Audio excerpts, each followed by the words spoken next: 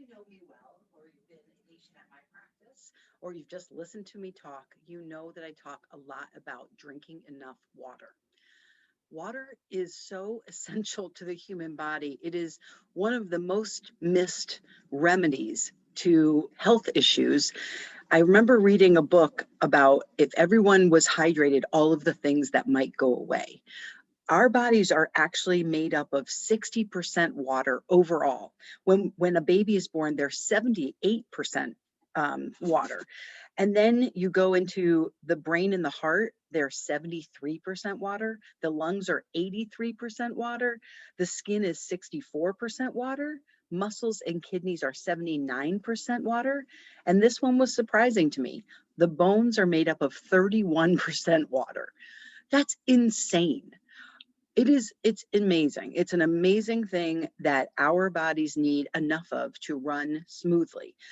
And as we move into May, we move into our fifth element of health in our 12 elements of health through the practice. And that element is nutrition and hydration. So today I'm coming on to talk about how much water you should be drinking, and what the benefits are and what the side effects are if you don't drink enough. I have a lot of people that struggle drinking water. So we'll talk about a couple of things that you could do to try to make water a little more exciting for you. So let's go into some of the things that water does for our body. Water helps form saliva, which then is obviously the beginning part of digesting our food. And it then goes on to continue to help break down food in the best way possible. It helps keep our skin bright. I know if I get really dedicated to drinking tons of water, within a week or two, I have 3 or 4 people say, wow, your skin looks so great. And when I'm dehydrated, I can look at my arm and I can see it. You can actually physically see the dehydration sometimes. The water can help with weight loss. So there's one study done that drinking a certain amount of water increased a person's metabolism for 30% up to an hour afterwards. And so when you are looking to take weight off and have some weight loss, having water as your primary form of liquid is always going to be your best bet. Water is needed in the brain, which it makes hormones and neurotransmitters in the brain, which we can't function without. It regulates our body temperature. It helps increase our energy by increasing that metabolism, like I said. It is a shock absorber for the brain and the spinal cord, and it lubricates the joints. So many times when I see someone that has some format of a chronic pain or joint issues or any type of neck or back pain, I always ask them, how much water are you drinking? And most of the time people are like, oh, I'm terrible at drinking water, or I hate water. And I'm like, you know what? You just got to get it down. It's just too important for our overall health. Other things it does, it for athletes, increases strength, power, and endurance. It can decrease constipation. I tend to talk about poop at the practice often. Sometimes I see a little kids for it. The cranial work that I do helps with the vagus nerve function, and that can ultimately help with digestion and constipation. So a lot of people come in specifically for constipation, and many times I'll get like 3 poop emojis and a thumbs up afterwards as a Facebook message, which I always kind of laugh at. So I know not everyone likes to talk about poop, but your poop should actually come out naturally. You shouldn't have to push it out hard. It shouldn't be hard balls. It shouldn't be a hard log. I always like to say it should be like soft serve ice cream. You know, that consistency that you can kind of wrap around and make an ice cream cone. Don't think about that when you're eating that next time. But anyway, that's kind of the consistency that you want. And you want to be going at least once a day. So if you're not going at least once a day, or it is hard, it comes out, hard overall, then you are constipated and most likely dehydrated. So making sure that you're drinking enough water is good for our overall flushing of our system.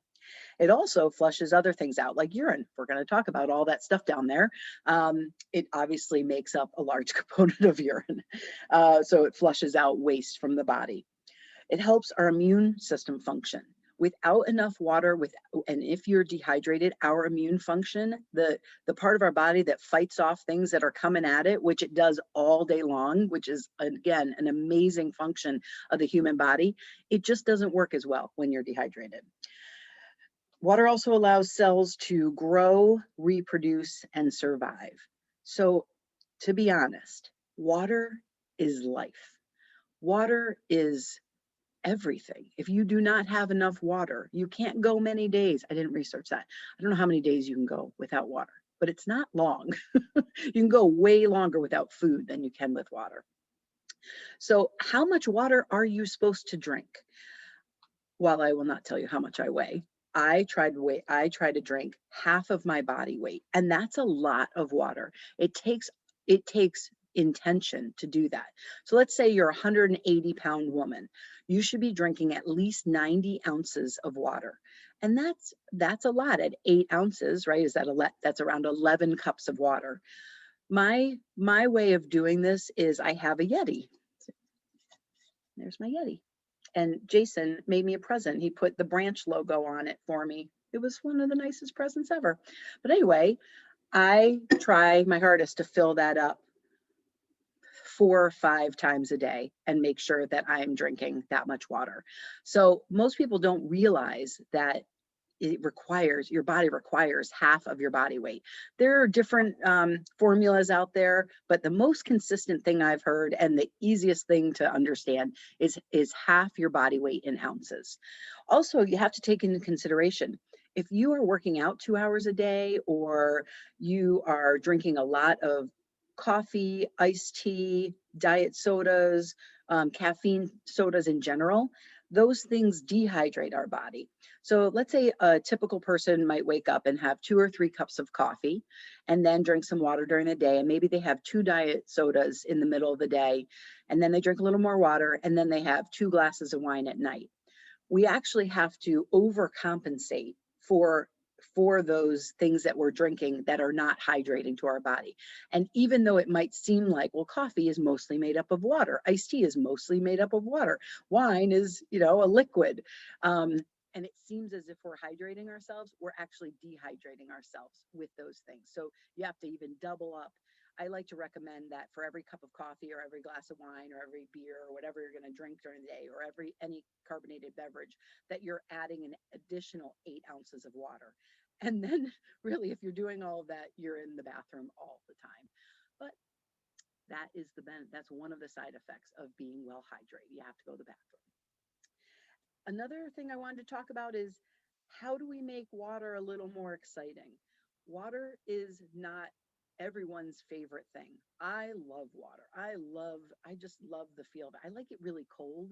And I think that means something. I think someone told me that means I have a deficiency in something. So I'm going to look that up after I finish this podcast. But I love to carry a Yeti around with me. We got Yetis about 2 years ago, in our attempt to make sure we weren't having plastic water bottles in the house. I understand a grab and go plastic water bottle sometimes is the only choice, and I'd rather, have you hydrated and then make sure you're recycling that, so that we're not adding to the land mass the size of Texas that's actually in the middle of our ocean of plastic, which is horrifying to me. But anyway, making sure you have a reusable water bottle. And for us, Yeti's been that product. It holds water, like the ice in the Yeti stays all night. So if I fill it up before I go to bed, and at 3 in the morning, that sucker still has ice intact, and it's nice and cold, and that's the way I like it. Another thing that we do is sometimes I'll add lemon or lime or cucumber. Maybe even done strawberries. Sometimes just having a little hint of flavor in there, a little bit of citrus, so an orange even. So if you don't love the taste of water, you can kind of dress it up with a little bit of flavor that isn't going to add calories, because anytime you're putting sugar in, obviously you're adding calories. So those are some great ways that aren't making it something that is going to not be as healthy for you. And then the last thing that I researched is, I'm a fan of like the LaCroix products. I really like carbonation. I used to drink diet soda. This Friday, I think, is my 5th anniversary of kicking Diet Pepsi to the curb. I used to drink so much Diet Pepsi and I was so addicted to it. And, sorry, Pepsi, but it's poison. It literally is poison. Diet products are so bad for you. Um, and I remember when it came out, it was like, oh my goodness, we can drink soda and it's no calories. And that's just not right, right? We all know that's not right. It shouldn't taste that sweet and not have actual calories in it. So as I did more and more research on it, and actually it was my son Christopher, I think he was in 7th or 8th grade. So maybe it's even longer than that because he was in middle school and now he's a freshman in college. Yikes, they grow up so fast. So it might even be 6 or 7 years. I haven't kept track. But he was learning about diet products in nutrition. And one time we were out and I ordered a Diet Pepsi, which I always did. And he was like, Mom, don't you know how terrible that is for you? I was like, I know, honey, I know. I've tried to give it up like 20 times. It is addictive for sure. And he's like, Mom, it's so bad for you. And in that moment, I looked at him and said, honey, do you want me never to drink Diet Pepsi again? And he said, yeah, please. And I have never taken, well, one time I'll tell you about, I have never drank Diet Pepsi since, or any diet soda, any diet products. There was one time I went to a restaurant, maybe 2 months after I had given it up. And it's a place where you order up front, Fontina's in Naperville. It's amazing. It's a couple doors down from my practice off of Ogden. Oh my goodness, their ravioli is like to die for. Anyway, I digress. And you get the cup at the front desk and then you fill up your own. I normally get iced tea now if I go, but I just autopiloted and did the Diet Pepsi and went to the seat and I took one sip of it and I about spit it out. And I thought, man, how have I been drinking this all these years? So I know that's not talking necessarily about water or hydration, but if you are still drinking diet soda products, oh, please get off of them. They just are not going to do your body any good. And they certainly aren't hydrating for you. So anyway, I have always wondered about carbonated water.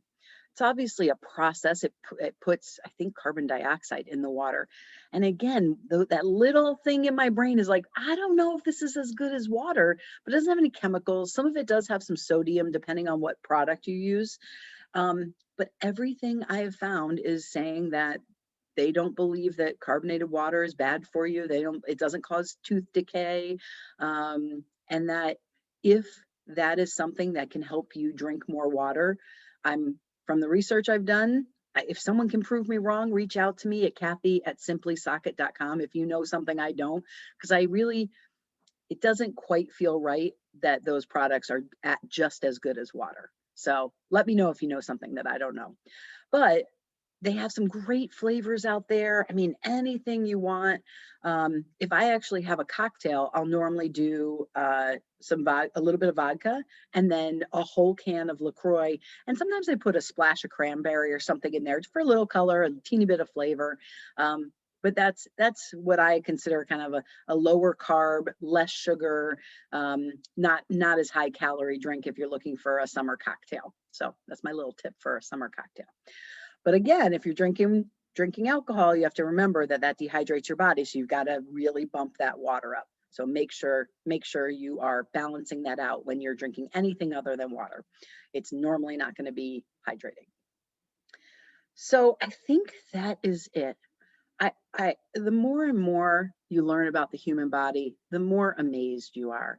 And in the research I did for this podcast to make sure I'm giving you correct information, it just is a moment to pause and say, wow, our human bodies are incredible. And you get to own one of them. And you are the only person that is you. You're the only person that lives in your body forever. And it's special and it's unique. And you need to drink a lot of water. Hope everyone has a great day. Thanks.